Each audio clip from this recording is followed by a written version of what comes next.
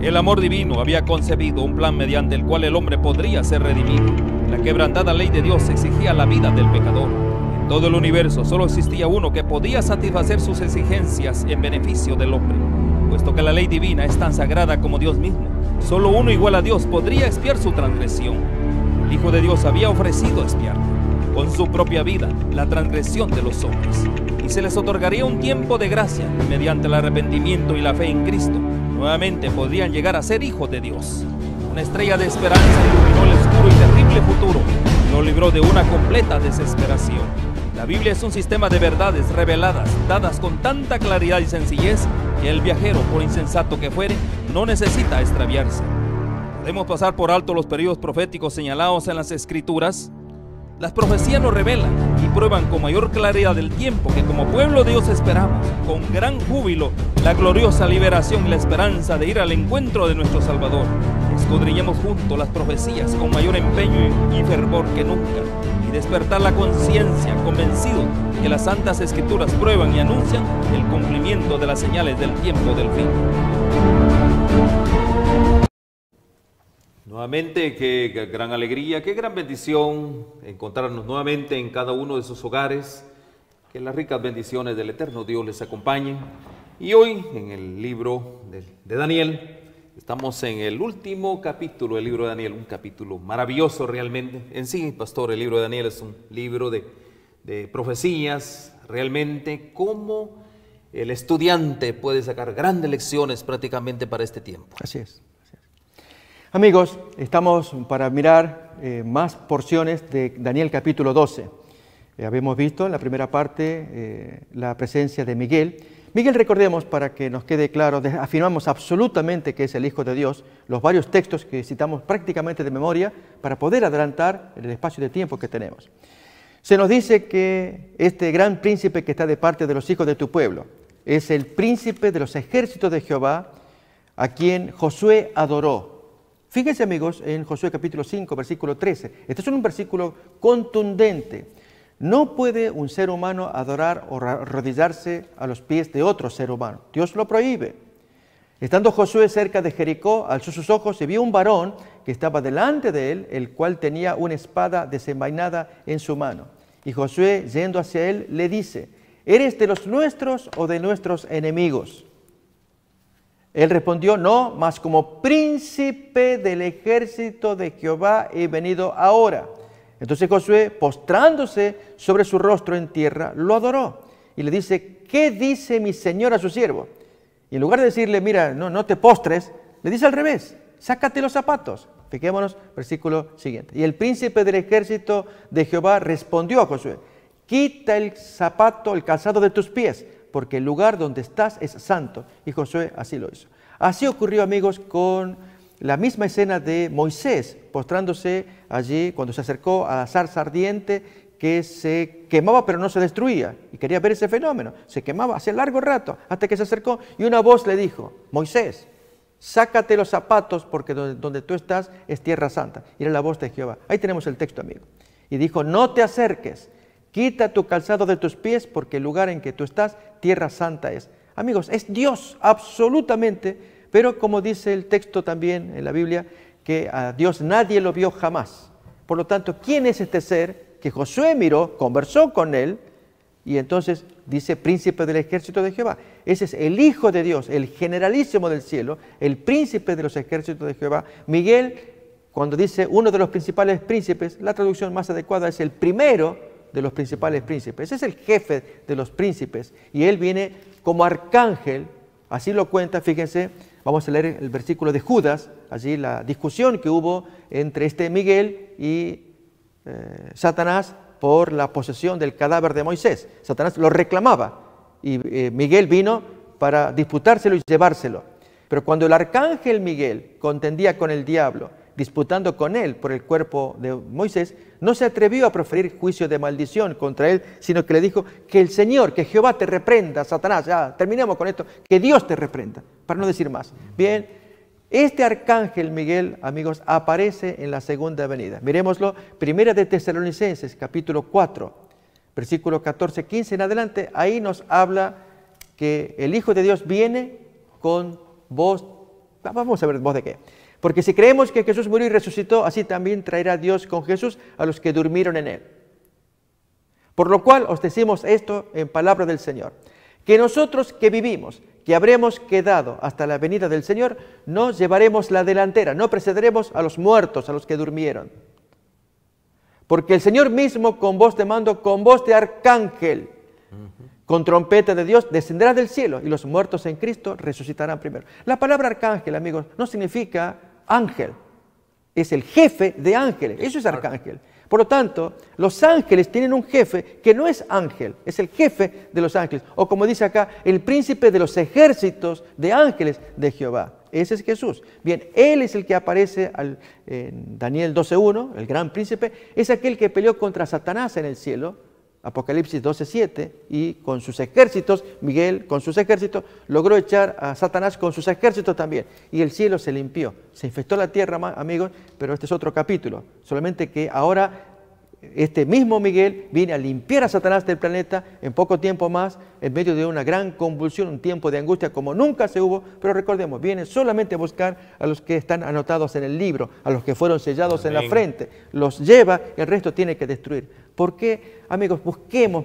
cómo hacer para meternos, decirle a Dios, Dios, aquí estoy yo, mírame, con el reflector, aquí estoy yo, mírame, aquí, detente acá. Hacerle así a Dios, amigos. ¿Saben? Déjeme que agregue más. Hoy mucha gente, muchos líderes están pidiéndole a Dios, Dios, aquí escúchame mi oración. Y en la oración que hacen, amigos, con todo el respeto y el cariño, pero tenemos que ser firmes, no la están atinando. Para orar correctamente a Dios, tomemos los modelos bíblicos. En 2 de Crónicas, capítulo 7, 14, nos trae un modelo y es pedirle perdón, no que nos quite el coronavirus. Dios, ten misericordia, sácanos el coronavirus. No es eso, amigos. Pedirle perdón por los pecados que hemos cometido, modificar la conducta para que entonces Dios se conduela, se conmueva y entonces nos quite la peste de encima. Leamos el texto. Dice, si me hallare mi pueblo sobre el cual mi nombre es invocado, y oraren y buscaren mi rostro, y se convirtieren de sus malos caminos, ahí está el punto, porque queremos presumir que somos santos al orar, ¿verdad? Entonces yo iré de los cielos y perdonaré sus pecados y sanaré su tierra. Noten ahí, habla de conversión, habla de arrepentimiento y también de perdón. El asunto, amigos, es, si yo soy un ladrón, soy un estafador, si soy un fornicario, cualquier pecado, y le digo, Señor, ayúdame porque mi hijo se está pecando el coronavirus, y ayúdeme aquí, y yo le pido a Dios, amigos. Fíjense cómo lo va a decir Proverbios capítulo 28, versículo 9. Si yo tengo todos mis pecados a cuestas y le pido perdón a Dios para que me quite el coronavirus, Dios me responde de esta manera. El que aparta su oído para no oír la ley, su oración también es abominable. Es terrible, amigos. O sea, para agradarle a Dios, no es pedirle, Dios, ten clemencia, ten misericordia de lo que nos pasa. No, es decirle, Dios, he pecado. Así lo hizo Daniel, capítulo 9, versículo 4. Cuando comienza a orar, fíjense en el versículo 5 que ponemos en pantalla. Pedirle perdón a Dios. Así funciona esto, amigos. Por eso estamos desestimando, decirle a la gente, aprendan a orarle a Dios para que Dios nos quite esta plaga de nuestro mundo, de nuestros cuerpos. Miremos, leemos el versículo 4 primeramente. Y oré a Jehová mi Dios e hice confesión diciendo, ahora Señor Dios grande, digno de ser temido, que guardas el pacto y la misericordia con los que te aman y guardan tus mandamientos. Allí nomás de entrada le dice Daniel a Dios, hemos pecado, hemos cometido iniquidad, hemos hecho impíamente, hemos sido rebeldes y nos hemos apartado de tus mandamientos y de tus ordenanzas. Y la oración, amigos, sigue larga, bonita, preciosa, por lo cual, algo curioso e interesante ahora, es que cuando se le contesta la oración, viene el ángel Gabriel, le interrumpe la oración, ya había apuro, en el cielo se le dice, Gabriel va a contar. Al principio de tus ruegos me dieron la orden, aquí estoy. O sea, ni bien había empezado a orar, ya la orden de Dios ya estaba. Porque Daniel era muy querido. Y ni terminó la oración que lo interrumpe Gabriel y le dice, tú eres muy amado. Amén. Amigos, ser amado de Dios es hacer estas cosas. Y es orar por los pecados de uno para pedir que Dios nos perdone, abandonarlos, reformar nuestra vida, orar por pecado de otros, inspirarles a que reformen. Entonces, cuando hacemos cambios, allí con presión le hacemos a Dios: Dios, fíjate, yo ya hice cambios, ya abandoné el robo que le hice, ya hice mis cambios, ya modifiqué, ya no estoy haciendo las maldades que hago, te pido por favor, sácame la plaga. Y ahí podemos orar, ahí se puede negociar con Dios. De hecho, amigos, en Isaías 1, así habla Dios: hagan esto y yo les prometo hacer lo otro. Pero olvidamos esto y le pedimos que Dios nos quite la plaga para seguir pecando. Déjenme, amigos, un punto más. Cuando vamos a las curaciones, hay amigos que van a lugares de sanaciones, predicadores que dicen tienen poder para sanar. Y entonces va el individuo que tiene enfisema, que tiene cirrosis, por las cosas que le haya pasado. Lo cierto es que va al lugar y le dice al sanador: por favor, ¿puede orar por mí para que me cure la cirrosis? Ok, venga para acá, le pone la mano allí en el hígado o donde fuera. Y entonces va a la oración y ¡wow! Quedó el poder, se sanó de cirrosis. ¿Para qué? Para seguir tomando después. O sea, no le curaron la causa del problema por lo cual contrajo cirrosis o enfisema o cualquier drama de los seres humanos. Amigos, tenemos que hacer un cambio, una reforma, para que Dios entonces escuche y pueda sanar totalmente nuestros problemas. Amén. Y ahí viene la sanidad para la humanidad y viene la sanidad para el planeta Tierra, para la misma Tierra. Vamos a entrar en el capítulo 12, verso 2. Gracias, pastor, realmente lindas recomendaciones. Daniel 12, capítulo 2. Al revés, ¿verdad? Y muchos de los que duermen en el polvo de la tierra serán despertados, unos para vida eterna y otros para vergüenza y confusión perpetua. Aquí, mis queridos hermanos, vamos a entrar en un punto importante. Vamos a hablar de la resurrección. Y hay algo bien importante que yo quiero en este asunto. Hay dos grandes realidades en esto. Una gran realidad que nosotros tenemos, y esa realidad es la realidad temporal de la muerte. Es una gran realidad. Todos tenemos que enfrentar a la muerte, tarde o temprano, pero es temporal. Eso es lo lindo. O también se puede convertir en una muerte eterna, también. Pero en este caso vamos a hablar de la realidad temporal de la muerte. Y lo otro es la realidad suprema de la vida. El hombre tiene que decidir. Y aquí, en el libro de Daniel, en el verso 2 específicamente, vemos que el hombre tiene que hacer esas grandes decisiones. Y mire qué importante, pastor. Como vemos, solo en el verso 2, por eso dice aquí: muchos de los que duermen en el polvo de la tierra serán despertados. Miren qué importante. Unos para vida eterna y otros para vergüenza y confusión eterna. Pastor, ¿cómo vamos a manejar este asunto? Hay varios puntos, amigos, para considerar en este versículo, y que incluso sugeriría que fueran previos. Uno tiene que ver con el concepto de la inmortalidad del alma, porque si estamos hablando de resurrección, razonemos, amigos. Nos han inculcado la idea, desde niños, de que falleció nuestra abuela, nuestro hijo, cualquier ser amado, ahí está en el cielo como una estrellita mirándonos. Pero aquí que si se nos habla de la resurrección, ya están gozando de la bienaventuranza, viviendo en el cielo, porque la idea de la noción de la inmortalidad del alma nos lleva a creer que murió la persona y ya se fue al cielo o se fue al infierno. Si fue al cielo, ¿dónde está la gracia de que del cielo ahora va a encarnarse en una resurrección? Es decir, ya está disfrutando en el cielo, pues déjelo allí. Déjelo ahí en paz. Entonces, esta noción de la inmortalidad del alma, amigos, va a contrapelo de la Biblia. O es inmortalidad del alma o resurrección del cuerpo. Las dos cosas son incompatibles. No puede ser lo mismo. O la persona que muere está muerta. El texto nos dice, serán despertados del polvo de la tierra. O sea, estaban muertos.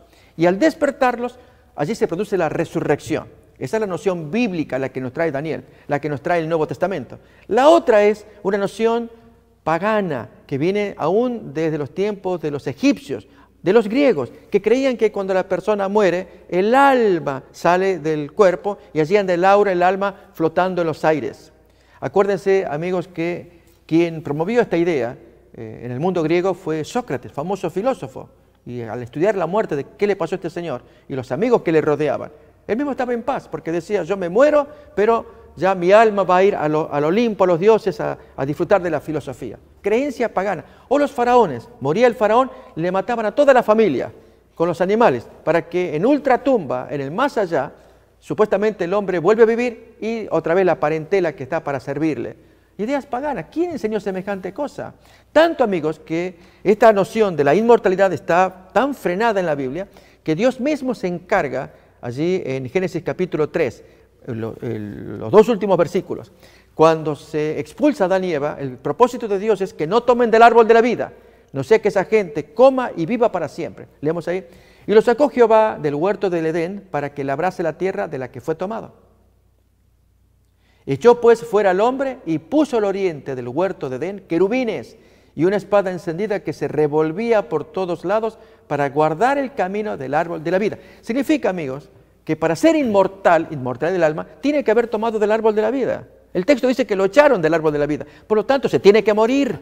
Y si se muere, amigos, espera la resurrección, no la inmortalidad. Ese es un punto para considerar. El otro punto, Benedicto, es el tema del rapto secreto. Otro asunto, amigos, que también nos han inculcado esa idea. Cuando el texto bíblico dice que va a ser un rapto público, abierto, lo van a ver todos.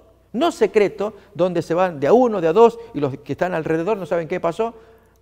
No, amigos, esta idea confusa, perniciosa, porque tiene sus alcances que van a ser perjudiciales, es creer que un grupo ya se fue al cielo y el otro queda acá en la tierra. No, se acabó todo. A que pase la tribulación. Hasta que pase la tribulación. Aquí, amigos, pasamos toda la tribulación, la pasan aquellos que están sellados, protegidos por Dios, inscritos en el libro de la vida. Escritos en el libro. Entonces van a atravesar, eso nos cuenta la Biblia. El texto de la primera plaga dice que la plaga cae sobre todos los que no tienen la marca acá, que tienen el sello del 666. A esa gente hay que perseguirlo. Eso se hace cargo Dios con sus ángeles, de darle la plaga a la gente culpable. Los que están salvados, los que tienen el sello, eso nos lo va a contar Apocalipsis capítulo 7 y capítulo 9.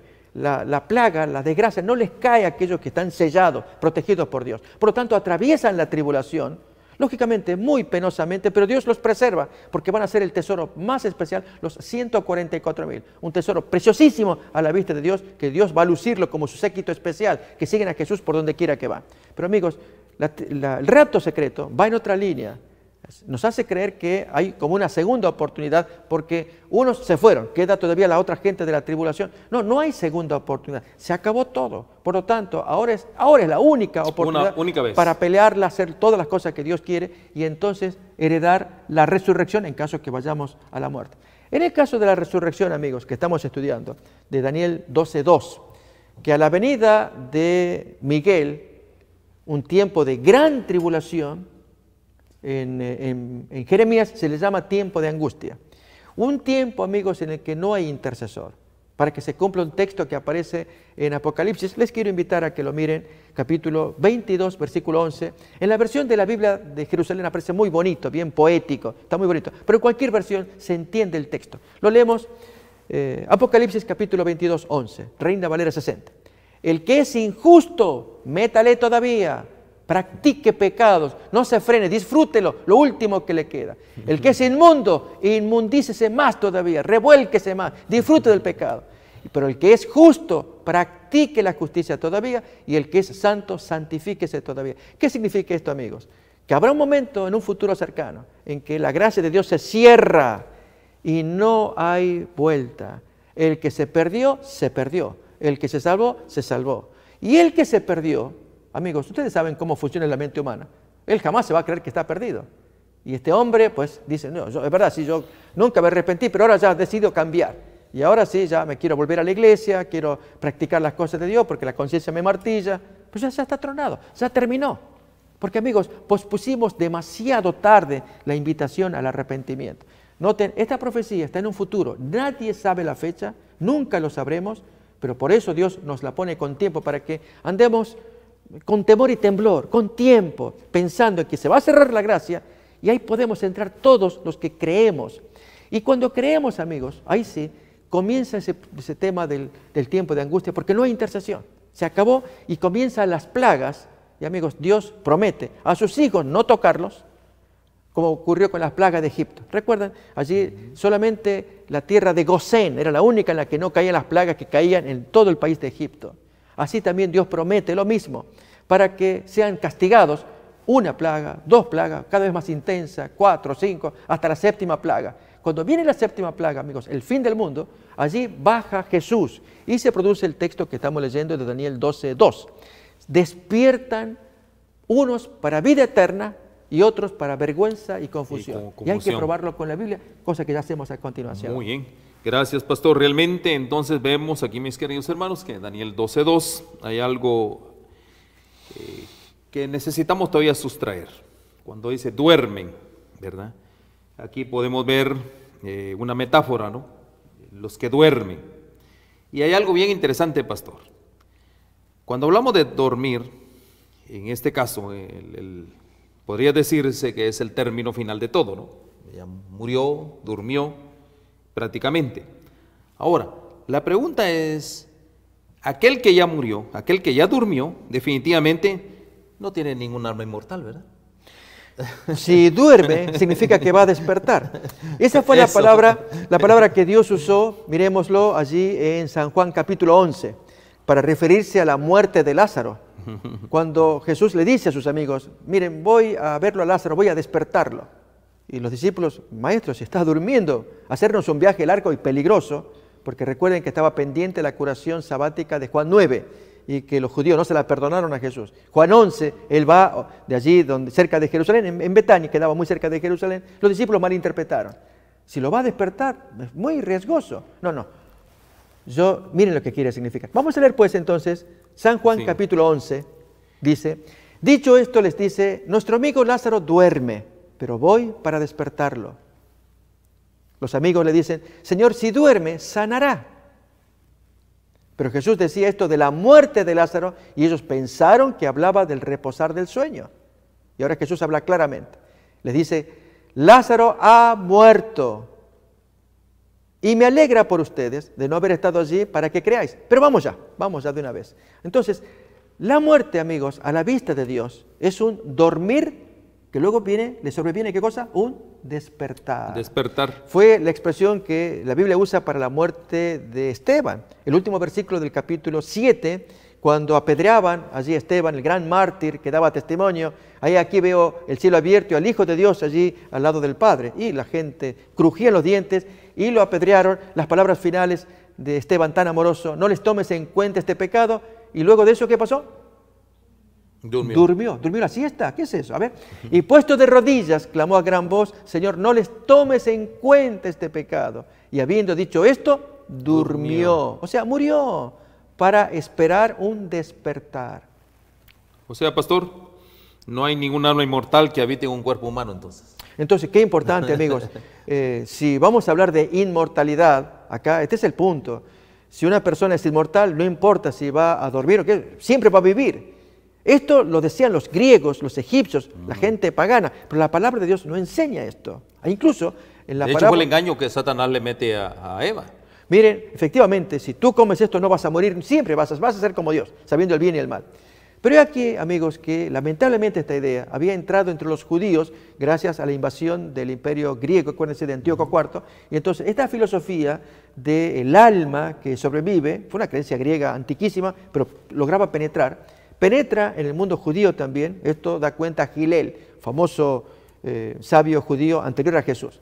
Pero Jesús se las tuvo que ver y contó una parábola, allí en Lucas 16, del rico y Lázaro, y de que uno se está quemando en el infierno, el otro disfrutando en el cielo. Pero está en la parábola tan contradictoria, porque la frase que dice, dile, y entonces ahí están a los gritos, uno al otro, le dice el rico quemándose en el infierno, dile a Lázaro que venga y moje la punta de su dedo en mi lengua para que yo me refresque. Quemándose en medio de la llama con el dedo, ponerle acá. Amigos, hay un mensaje. Al leer el texto va en otra línea, que Abraham le dice, mira, tuviste tus bienes, ahora él tiene sus males, ahora tiene tus males. Entonces dice el rico, está bien. Entonces dile a mis hermanos, yo los conozco, que no, tengan cuidado, no vengan acá. Y entonces la respuesta de Abraham, ¿cuál fue de Abraham? Tienen la Biblia, escuchen la Biblia. Yo los conozco, Señor, no le van a hacer caso. Manda a alguien resucitado. Y amigos, qué tremendo, porque la voz dice otra vez, si no creen a Moisés y a los profetas, si viene alguien resucitado, tampoco lo van a creer. Ocurrió literalmente con Lázaro. De paso, amigos, la historia de Rico y Lázaro es una profecía, no solamente parábola, es una profecía que anunciaba del verdadero Lázaro que iba a resucitar, iba a aparecer, no le iban a creer y lo querrían matar. Eso lo cuenta Juan capítulo 12.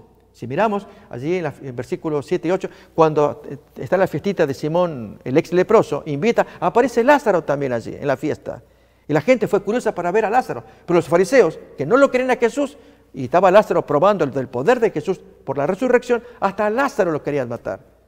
Se ve cumplido la palabra de Jesús, que había dicho que si no creen en la Biblia, tampoco aunque venga alguien resucitado van a creer. Por lo tanto, amigos, ese tema de la inmortalidad del alma, Jesús la contó para que ellos vean en su propio lenguaje cuán contradictorios son. Si no creen en la palabra de Dios, nada los va a hacer cambiar su modo de ver. Entonces, pastor, aquí haciendo una pequeña conclusión, los seres humanos son una unidad invisible, ¿verdad? Sí. Indivisible, perdón. Sí. O sea, no se pueden dividir. O sea, está el cuerpo, está la mente y está el espíritu. Así es. Al morir, la persona deja de existir y permanece inconscientemente hasta la resurrección. Ese es el principio, ¿correcto? Así es. Ahora, hay otro punto bien importante en eso. Y el punto es cuando se habla de la resurrección venidera como una reversión de lo que sucede como consecuencia del pecado. O sea, si resucitamos, ¿qué sucede? Es revertir, ¿verdad que sí? Sí. Revertimos prácticamente lo que sucede como consecuencia del pecado. ¿Ya? Ahora, aquí cuando la expresión que se traduce polvo de la tierra o tierra de polvo, más la expresión se maneja tierra de polvo, ¿verdad? Sí, sí. ¿Por qué razón, pastor? Acordémonos cómo fue creado Adán. Sí. La palabra hebrea es afar. Afar es el muñeco, es el polvo. De hecho, polvo, cuando uno muñeco. va a un cementerio judío, ustedes pueden leer la expresión allí, que afar va a decir allí, que es el polvo, somos polvo. Entonces Dios creó un muñeco de polvo, luego le sopla, la palabra hebrea es neshama, que significa aliento, aliento de vida. Entonces, cuando se le pone el soplo a un muñeco, se produce vida, y eso se llama nefesh. Todo esto, amigos, aparece en Génesis capítulo 2, versículo 7, texto que leemos. Quizá vamos a leer de la versión de la Reina Valera antigua, ahí introduce más adecuadamente, y usamos una ilustración para entender. Ahí vamos a ver el tema del alma, si queremos mirarlo. Ahí tenemos la versión Reina Valera de 1909.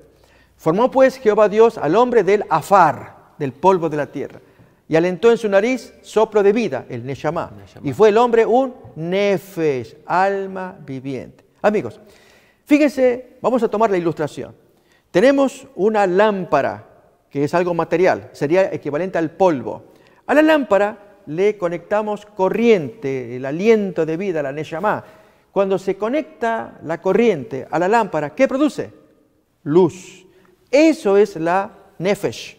La nefesh es la luz, la persona. Ahora bien, cuando nosotros cortamos la corriente o rompemos la lámpara, así también, cuando el individuo que tiene su cuerpo choca y se destruye porque tuvo un accidente terrible y es irreconocible, o en el lecho de la muerte se le va el último aliento porque está ya enfermo y entonces se le cortó la corriente. ¿Qué pasó con la vida del hombre?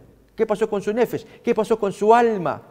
Se esfumó, se desapareció. O alguien diría, no, se murió, pero ahora se fue al cuarto contiguo o está flotando en el aire. Amigos, apliquemos el mismo principio. Si se corta la luz, aquí estamos en un estudio donde hay luz y tenemos nuestros ayudantes. Si uno viene con una broma y bueno, es que vamos a cortar la corriente, y se cortó la corriente, no se preocupen, hay luz, vamos a ir al otro cuarto que allá hay luz. Que la luz de acá se fue al otro cuarto. No, amigos, para que haya luz allá tiene que haber... Bueno, ahí ya nos hizo la broma del productor.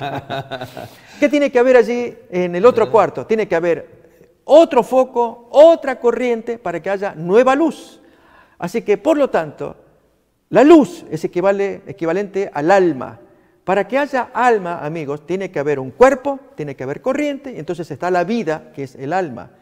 El alma no va de cuarto en cuarto, debajo de las puertas, penando en los cementerios, flotando en el aire, asustándonos. No, para que alguien nos asuste, tiene que haber un cuerpo, tiene que haber una corriente, tiene que haber la luz, es decir, un individuo trepado en el techo que tiene cuerpo, tiene vida, y el hombre anda haciendo sus bromas. Eso sería. Y si no, si hay alguien que anda haciendo eso, no es el alma, es un demonio, que eso es otro negocio. Pastor, en la declaración que Dios les hace cuando el hombre cae, hay una declaración, ¿verdad que sí? ¿Y cuál es la declaración que Dios, la sentencia que le da? Hay una sentencia, no en el juicio, sino una sentencia. Dios, si comieres del árbol de la ciencia del bien y el mal, ¿verdad? Hay una declaración ahí. Pero más sin embargo hay algo bien importante en todo esto, ¿no? Viene la gran promesa también. Entonces, eso quiere decir, mis queridos hermanos, que sí es cierto.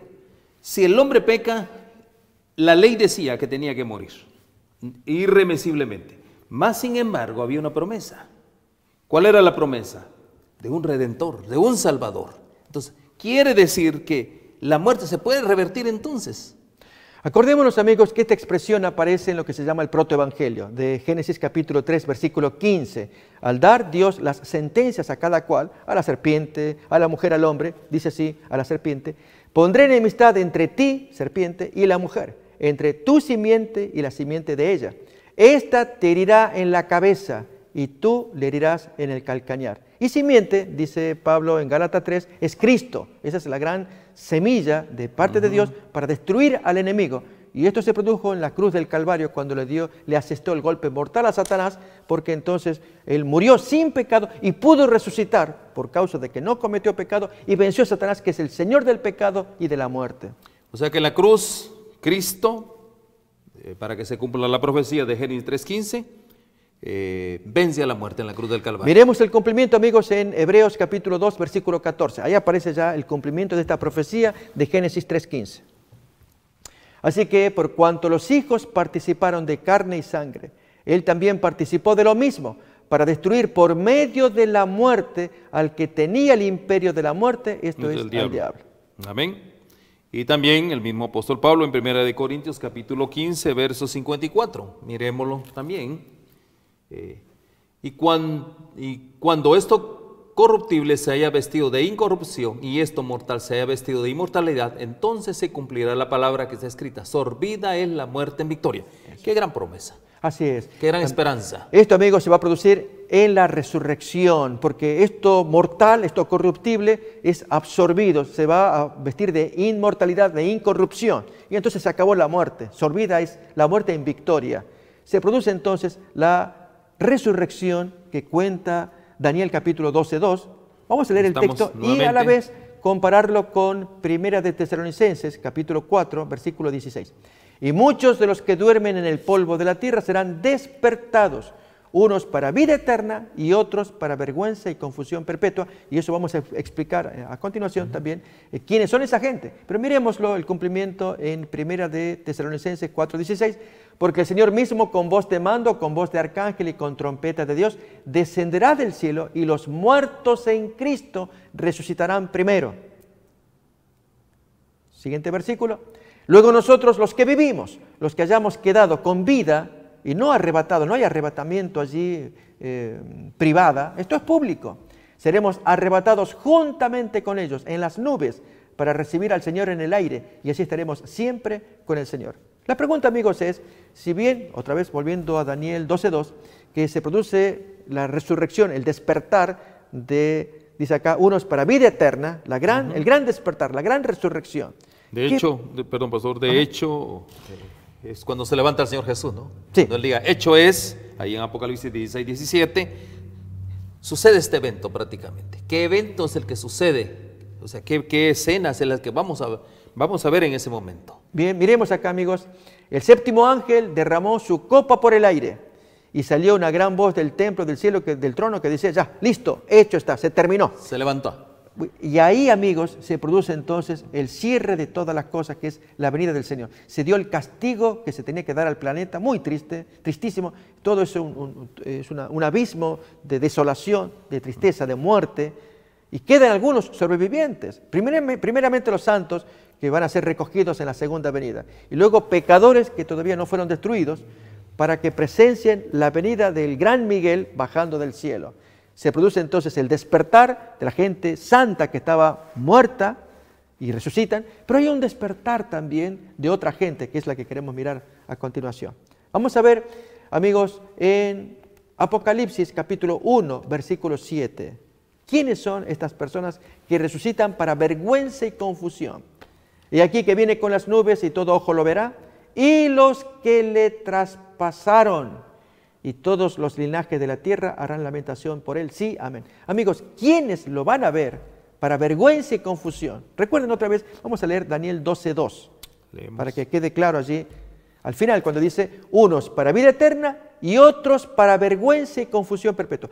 ¿Quiénes son esas personas? Que van a resucitar. Que van a resucitar. El texto de Apocalipsis 1:7 nos dice que los que le traspasaron, ellos lo van a ver. ¿Dónde aparece una promesa solemne que Jesús hizo acerca de esa gente? Pues miremoslo en Mateo capítulo 26, les invito, que el versículo 64, vamos a mirar allí. Vamos a leer del 60, quiero mirar el contexto, así se va a entender mucho mejor. Dice, y no lo hallaron, aunque muchos testigos falsos se presentaban, pero al fin vinieron 2 testigos falsos, acusando a Jesús. Que dijeron, este dijo, puedo derribar el templo de Dios y en 3 días reedificarlo. Y levantándose el sumo sacerdote le decía, no respondes nada, ¿qué testifica esta gente contra ti? Habla, defiéndate, di algo. Pero Jesús callaba. Entonces el sumo sacerdote invoca a Dios, amigos. Wow. Y ahí es cuando ya Jesús no se puede callar. Sí. Te conjuro por el Dios viviente que nos digas si eres tú el Cristo, el Hijo de Dios, en la presencia del Dios viviente. Ahora sí, Jesús va a pronunciar palabras muy solemnes. Tú lo has dicho. Y además agregó que desde ahora veréis al Hijo del Hombre sentado a la diestra del poder de Dios y viniendo en las nubes del cielo. Ustedes lo van a ver. Amigos, ahí se cumple Apocalipsis 1:7, que los que le traspasaron, Caifás, Anás, todo el Sanedrín, los soldados, toda aquella generación de incrédulos, lo van a ver para que se cumpla el texto que leemos ahora. Y aquí que viene con las nubes y todo ojo lo verá, y los que le traspasaron. Y los linajes de la tierra harán lamentación por él. Y ahora otra vez, Daniel 12:2, miramos, cuando dice, serán despertados unos para vida eterna, que es el grueso de los santos que resucitarán para siempre, y otros para vergüenza y confusión perpetua. Pero amigos, hay un grupito más que quiero agregar que también resucitaría. Antes de la venida de Jesús, antes de la venida, va a resucitar un grupo, cuando dice para vergüenza y confusión. Eso van a ver, Anás, Caifás, para que se cumpla la profecía de Jesús. Ustedes me van a ver. Ustedes verán al Hijo de Dios viniendo. Okay. Cuando ellos miran, amigos, lógico, miran y van a ser destruidos. Pero hay otro grupo de santos que el Señor quiere resucitar también. Ya están muertos. Fíjese cómo lo va a expresar Apocalipsis capítulo 12, versículo 14. Miremos allá. Aquí es donde habla. 12:13. Aquí donde habla del pacto de paz. Vamos a leer la cita correspondiente. Vamos a leer la cita, sí. Apocalipsis 12:13. Perdón, es 14:13. Y oí una voz que desde el cielo me decía, escribe, bienaventurados de aquí en adelante los muertos que mueren en el Señor. Sí, dice el Espíritu, descansarán de sus trabajos porque sus obras con ellos siguen. Dice, oí una voz que del cielo me decía, escribe, bienaventurados de aquí en adelante los muertos que mueren en el Señor. Sí, dice el Espíritu, descansarán de sus trabajos porque sus obras con ellos siguen. Antes de leer el texto, el 14, quiero comentar el 13. Y amigos, es que aquí hay una promesa, en ese texto, que les invito. Esto es un regalo para toda persona que de aquí en adelante llegue a tener la desgracia de ir al descanso. La promesa es que va a poder ver, aunque esté muerto, antes de que venga la gran resurrección, ellos podrán ver al Señor porque descansan en el tiempo del mensaje del tercer ángel. Fíjense el versículo 12, ese es el versículo anterior, de aquí en adelante. ¿Ok? ¿Cuándo es eso?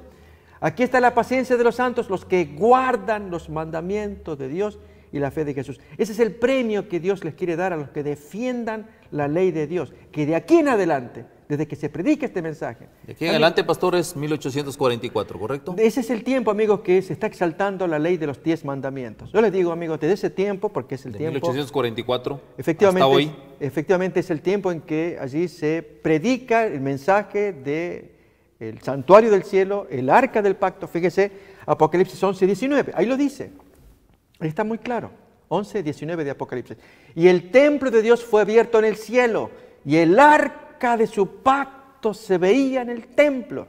Y hubo relámpagos, voces, truenos, un terremoto y grande granizo. Amigos, en ese tiempo en que se abre el cielo y se exalta la ley de Dios, que esto ocurre desde 1844, que es la vindicación del santuario, el comienzo del proceso del juicio investigador en el que Jesús entra a verse con el arca de los 10 mandamientos, lugar santísimo del cielo, mira los 10 mandamientos y el que esté a la altura de los 10 mandamientos.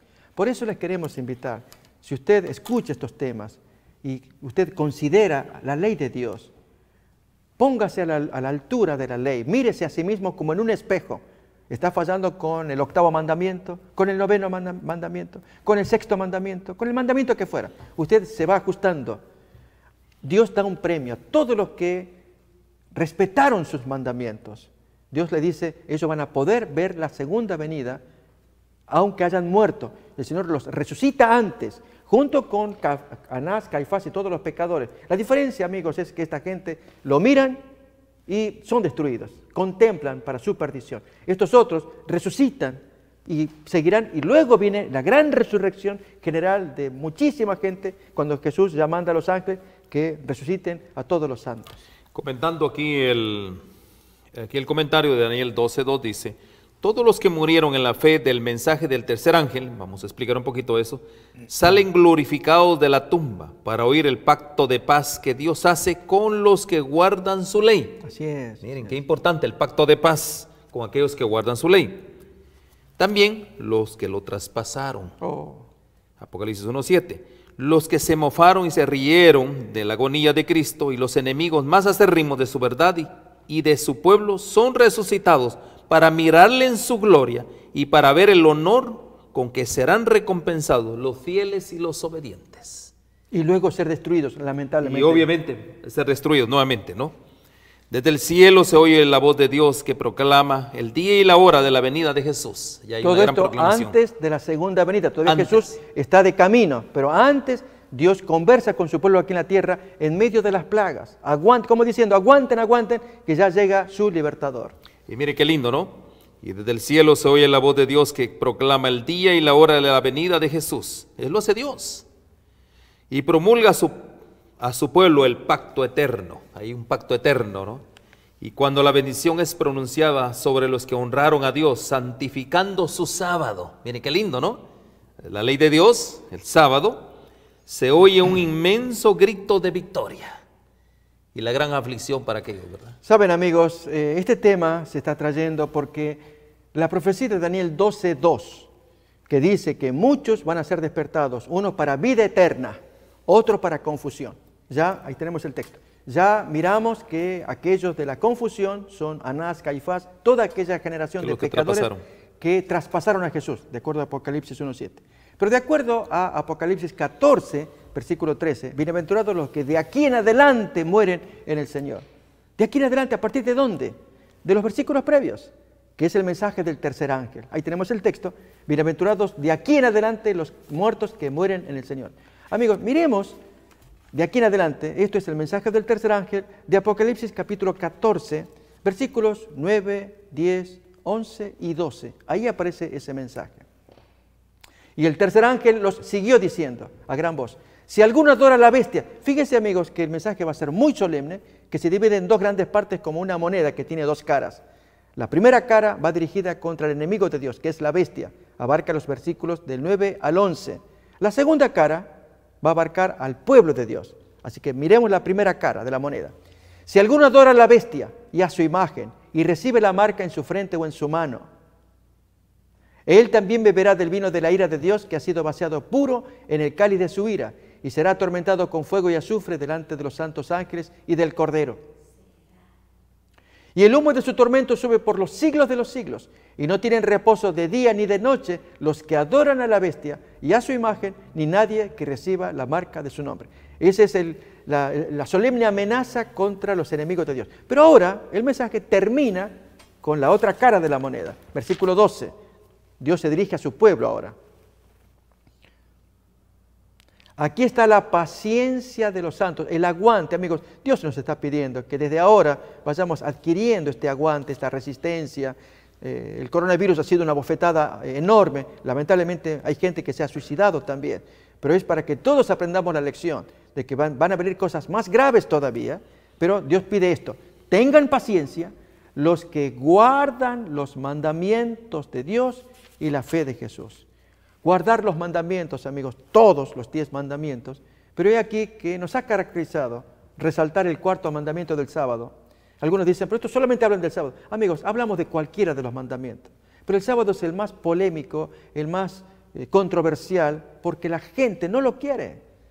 Dice, está el domingo, ya con eso alcanza. Más ahora con el Pacto Ecuménico Global que Francisco I quiere llevar, que lo trasladó de mayo a octubre, le llama la Semana de Laudato Si, y que ya hemos señalado que en el párrafo 237 de ese documento aparece la promoción del sustituto del sábado, que es el domingo, al cual él le llama la sanación, el día de la sanación de la tierra, el día de la sanación de las relaciones. Argumentos que se presentan, amigos, y que desde aquí, pues lógico, vamos a discutir, no porque seamos peleones, sino porque el mandamiento de Dios dice sábado, y Dios quiere que esto se sepa.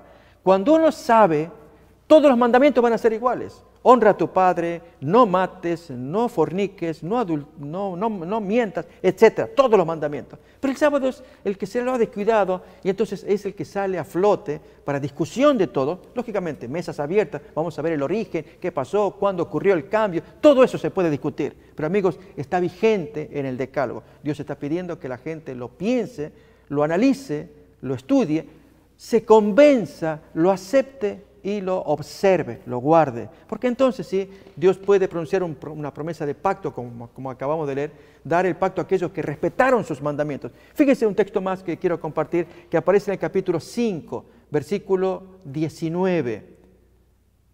¿Cómo trata Dios al que trata los mandamientos de Dios? Mateo 5, 19.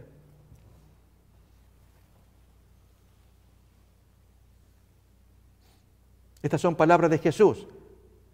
De manera que cualquiera que quebrante uno de estos mandamientos muy pequeños, y así enseña a los hombres, muy pequeño o miserable, será llamado en el reino de los cielos. Mas cualquiera que los haga y los enseñe, este será llamado grande en el reino de los cielos. Amén. Esto es proporcional, amigos. En la forma como tratamos el mandamiento, Dios nos trata a cada uno de nosotros. Bueno, mis queridos hermanos, aquí estamos viendo nosotros. Vamos a hacer un pequeño resumen de todo este asunto. Vimos que hay una resurrección especial, es una resurrección que hay. Esto lo enseña la Biblia. También vemos que hay una resurrección general de los justos, ¿verdad? Eso tendrá lugar en la segunda venida de Cristo. Y también hay una resurrección de los impíos. Esto pues obviamente va a ocurrir al final del milenio. Sin embargo, la Biblia da indicios de una resurrección especial. Vamos a la especial, de quienes crucificaron a Jesús, aquellos que los traspasaron, ¿verdad? Y ahí está Daniel 12:2, Mateo 26, 63, también está 64, Apocalipsis 1:7, ya lo leímos.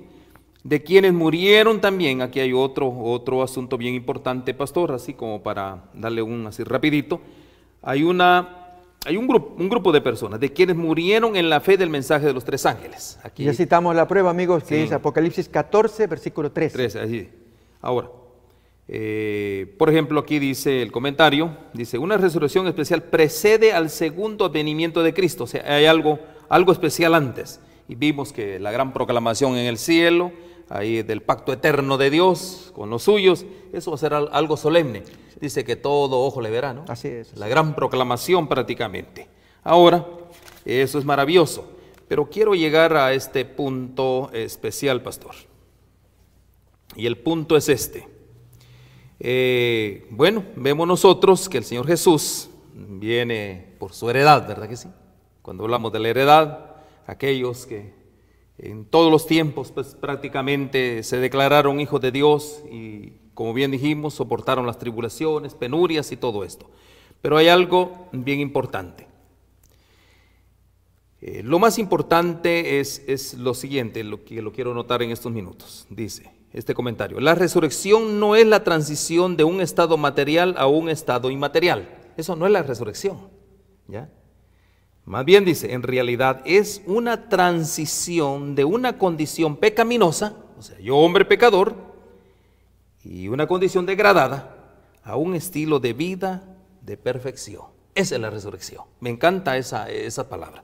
Lo vuelvo a repetir. La resurrección no es una transición como muchos lo catalogan, como una transición de un estado, ¿no? Porque dicen abrir y cerrar de ojos, ahí se dice una transición. No es una transición, sino más bien dicho, es una realidad, es una transición de una condición pecaminosa. Yo, hombre pecador, aceptando al Señor Jesús, viviendo bajo sus requerimientos de santidad, guardando sus mandamientos, ¿qué sucede? Ahora yo me convierto en una persona, ¿qué? Perfecta. Amigos, en esa ocasión que tendremos un cuerpo nuevo, esto nos lo cuenta 1 Corintios capítulo 15, se nos dará un cuerpo incorruptible, entonces ya no seremos más presas de tentación, de los ataques del diablo, ya el cuerpo no estará como ocurre ahora. Ahora Dios pide que nos esforcemos, que tengamos en alto los mandamientos, que los cumplamos, pero lógicamente la tentación, la apretura, allí la presión, que la familia, que la necesidad de trabajo, que el cuerpo mismo que pide cosas, y entonces allí estamos en la lucha, amigos, todos, pero la orden de Dios sigue pendiente, cumplen los mandamientos, pero luego, amigos, de la resurrección y de la transformación, que estos cuerpos mortales que ahora actualmente tenemos, se nos da otro cuerpo, ya nunca tendremos las tentaciones que ahora tenemos, y miraremos para atrás como diciendo, tanto sufría yo por ese pedazo de cigarrillo, tanto sufría yo por esa droga, no entiendo qué pasaba en mi cabeza. Lógicamente, amigos, es lo que hoy estamos viviendo, pero Dios pide que nos aferremos a Él, luchemos hasta que tengamos la victoria y Él nos dé el cuerpo nuevo para nunca más sufrir tentaciones. Leamos el último verso, pastor, y comentarlo, Daniel capítulo 12, verso 13, el último verso que queremos nosotros comentar con usted. Daniel capítulo 12, verso 13. Y tú irás hasta el fin, hablando de Daniel, ¿verdad? Y reposarás y te levantarás para recibir tu heredad al fin de los días. Amigos, hoy se están cumpliendo ese final de los días y Daniel, no solamente como persona, él va a recibir también su resurrección. Fue un hombre fiel, un modelo de hombre, prototipo de los santos de los últimos días, lógicamente. Pero además, el libro de Daniel es el libro que sale ahora a luz para el tiempo final. Nos queda todavía, amigos, del capítulo 12, cosas pendientes para examinar, sí, que no lo haremos, ya vamos a hacerlo en otro momento. Acuérdense de los 3 tiempos y medio que ahí se citan, el juramento solemne, también aparece las cosas, las maravillas. El libro sellado. El libro sellado, cuando se desella todo eso, eso queda pendiente. Eso lo hacemos mañana, pastor. ¿Cómo no? Con la ayuda de Dios. Pero el punto acá es que el libro está pendiente, tú vas a recibir tu premio, tú vas a ir a reposar, pero al final de los días se te va a premiar. Así como Daniel, amigos, esa es la misma bendición para cada uno de nosotros. Se nos exhorta, permanezcamos fieles, firmes, amemos la palabra de Dios, estudiemos estas verdades. Una de ellas, amigos, que molesta a mucha gente, es el juicio previo a la segunda venida. Como que no nos gusta que nos revisen. Les doy un ejemplo, amigos. Si en este país se le da a uno las credenciales y ya tiene la mica, decimos, ya es o residente o ciudadano. Y luego viene, después de un tiempo, una revisión de todos los que son ciudadanos, que han sido o naturalizados o hechos ciudadanos. Se les hace una revisión. Uno dice, ¿qué pasa con esto? ¿Significa que me van a revocar, que me van a quitar? Y en la revisión nos entra cierto miedo. Porque una cosa es cuando ya nos decretaron, tú eres ciudadano, ya está, no, nunca más, haga lo que hagas. No es tan así, amigos. Hay veces que el gobierno tendrá sus medidas. En el caso espiritual, se da este fenómeno, que él dice que el que venciere, allí yo te voy a dar tu ciudadanía, no antes.